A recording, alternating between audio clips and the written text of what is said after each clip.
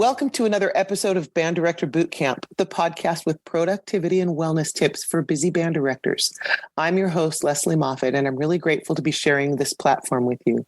As busy band directors, we know you don't have lots of time to watch lengthy professional development webinars. So we share 20-minute tidbits with takeaways you can use to support you in this awesome profession and in a healthier way. And today we have with us my guest, Krystal Williams, who is currently a professor and general music teacher after having been a busy band director for 15 years, I believe it is. And she has done it all. I have spoken with her before, but I've also watched her, not in a stalking way, but on Facebook, seeing all the things that she does in her activities and the way her program has grown. And I know she's a very busy band director and mom and all the things. So Krystal, I want to welcome you here and give us a little bit of your background and the journey that led you to be a band director. Well, thank you. My background, I had a hard transition to middle school. My mother died my sixth grade year.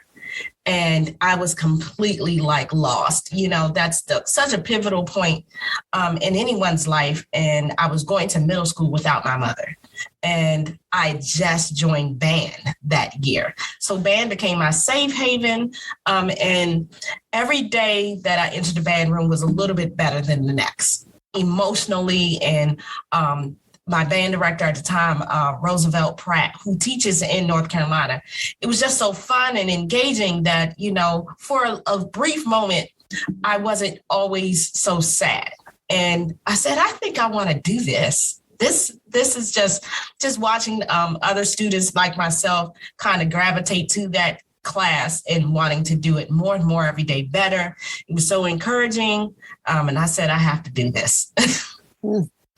So it was the music and the social and emotional piece of Absolutely. Being in a group of people. Oh, I know we're preaching to the choir, to the band directors and stuff, but you're living proof right here of the music in there. So there you are out there pouring your heart and soul into being a music teacher. And today, what we're going to talk about is a strategy that Krystal has used because she needed to make her job more efficient so she could have time at home and with her family and being at home without the laptop open while her son needed her attention and the like. So Krystal, give us a little bit of the story, like what your life was like, and then what you had to do to get it to your being in year 15 still, instead of walking away. I transitioned from middle school to high school in 2012, and I just wasn't really prepared for the schedule difference. Because, middle school is pretty much everything happens during the day and they go home.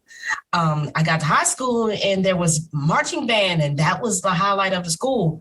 And all of these extra, time commitments and performances. And, we call it being voluntold. You're voluntold by the principal that you have to do this. And just kind of navigating that. And I felt like every day I was planning every day for the next day or in the middle of that day, call it, building the plane while flying it. That's how my first year was. I said, this isn't working.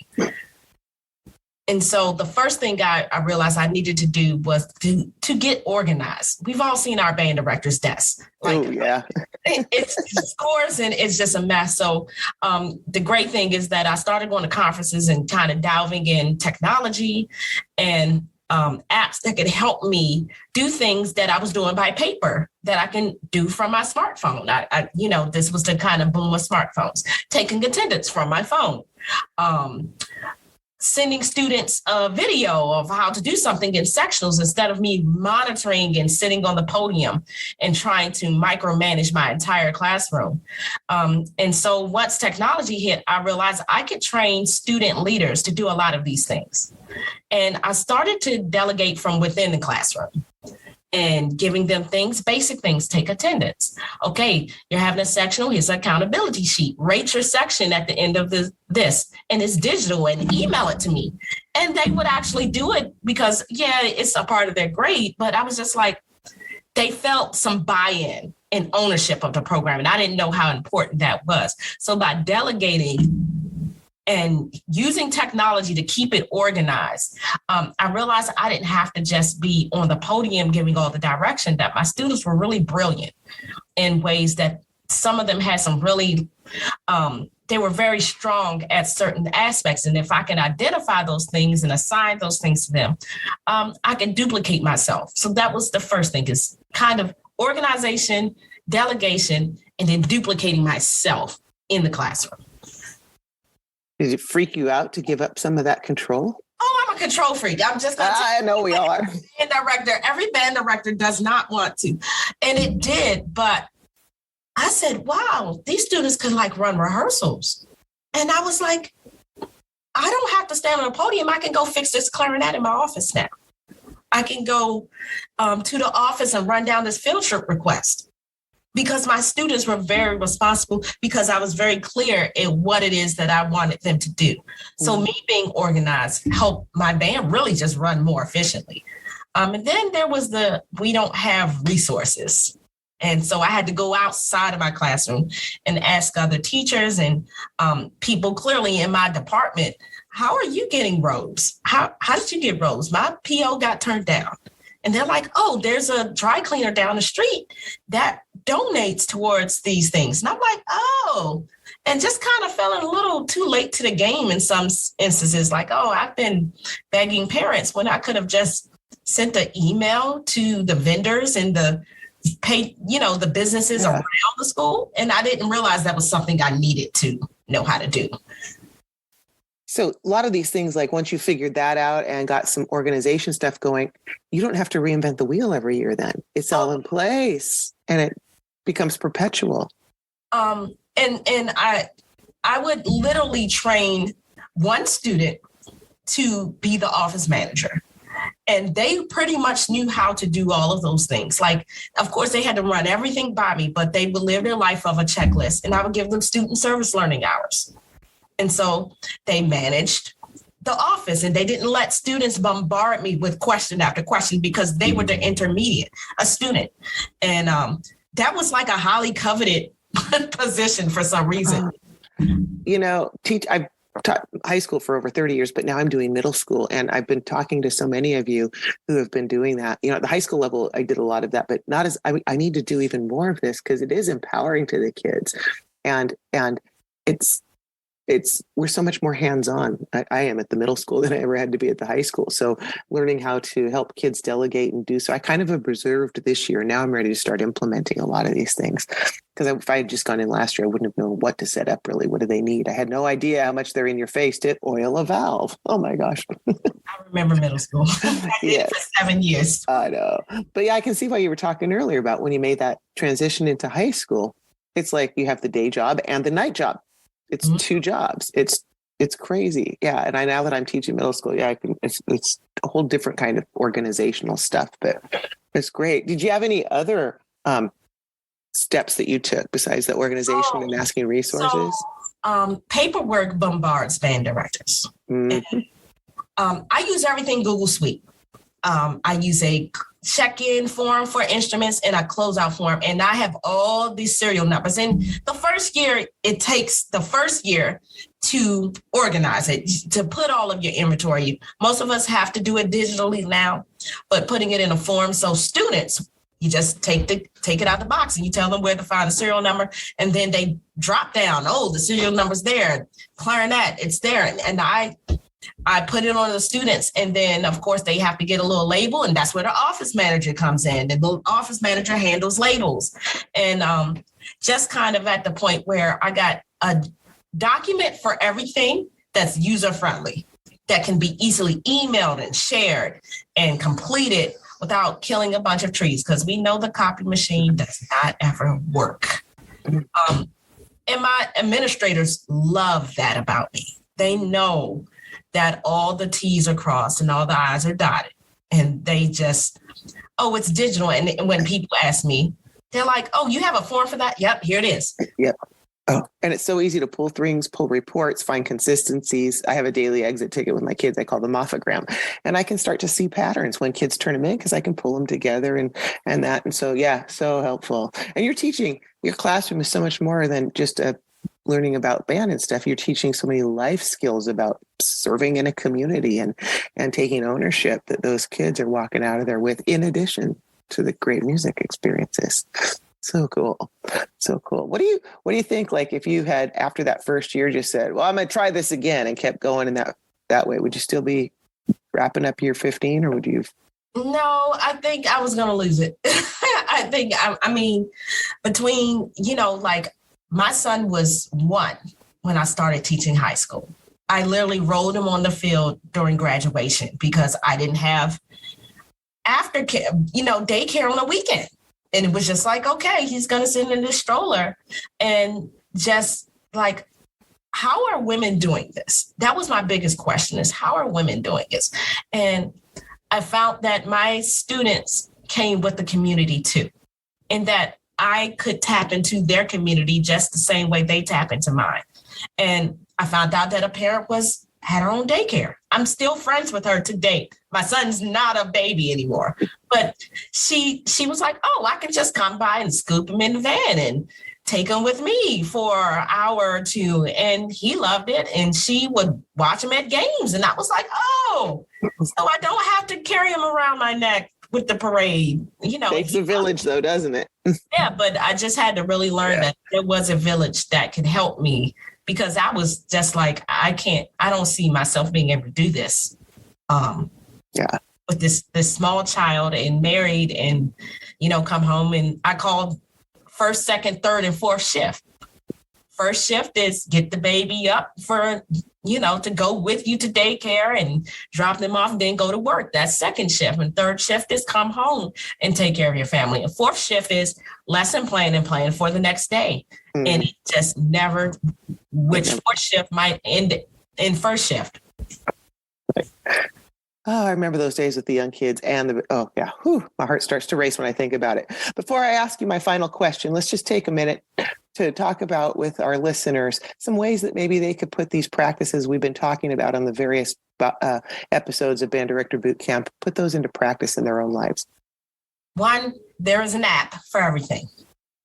Find the app and make everyone use it. Don't fold just because it gets difficult. Don't fold because you don't always have the answers, because our students are smart and our students are often will teach the adults how to use those apps. That's what I was going to say. They'll hold our hands all the way. They'll be like, you can do this, Ms. Moffat. So you got a million great things you're bringing to the table, but let's take a moment. I always like to have my last question being, thinking of our newer band directors so that they've got the stamina to do this. Of all of the things you did to make it more efficient and make it so that this was a much more sustainable career for you, what would you suggest that the newer teachers maybe focus on first? Because they can't probably do all the organization and resources and all of those. What would you recommend? I would really say spend your first year really trying to get organized. If you create something, try to have a system where you can find it. It can be very overwhelming once you get into the next year and you're trying to remember what you did, because you won't. Make sure that you find a way to be really organized and keep what you did. Don't throw everything away. Just because it didn't work this year doesn't mean that it won't work next year or another year. So don't throw things away just because it didn't go ideal. Because sometimes we just haven't learned how to manage the system in ourselves or make it efficient. So you get an idea and it doesn't go as planned. That doesn't mean that the idea is a bad idea. Trying to make sure that you have a way to access it, that you'll find it again. I find lessons from 10 years ago that's appropriate for now. And I'm so glad that I have a way to access it, most of it digitally. Yeah, because stuff will be so different. But you're right about this having it available digitally now. You can, and if we save things just right and start to get it like that after that first year, you know what to organize better for the next year. And just this, I'm all about being mindful of things and being mindful when where's your energy going and all of those things. So, where do I need to be more organized? When am I just drained after I do it? Kids are often, like you said, really good and want to do a lot of the tasks that grate on us. So we need to take advantage of that because, when they're doing the work, they're doing the learning. Yes, for sure. And then, we can free our brain cells up for some other things. Welcome, Band Director Bootcamp listeners. If you're feeling a bit burnt out and are ready for support and accountability partners in your wellness and productivity, we have an amazing opportunity for you. Join our 90-day virtual boot camp, a community initiative designed for busy band directors like you who love their job but seek a more sustainable approach. We'll meet weekly, discuss your wellness goals, and develop strategies to help you achieve them. We'll tackle productivity hacks and fine-tune systems for the upcoming school year. With 35 years of experience, I've got some tricks and tips up my sleeve that I can't wait to share. So, as we move into a new season of our lives, if you want to feel empowered and supported by like-minded individuals, this is your chance. Reach out to me at banddirectorbootcamp.com or click on the link in our show notes to schedule a 15-minute call. Let's ensure this is the right fit for you, get you signed up, and embark on this wellness journey together. Because together, we rise. Any other last bits of wisdom you want to add to this?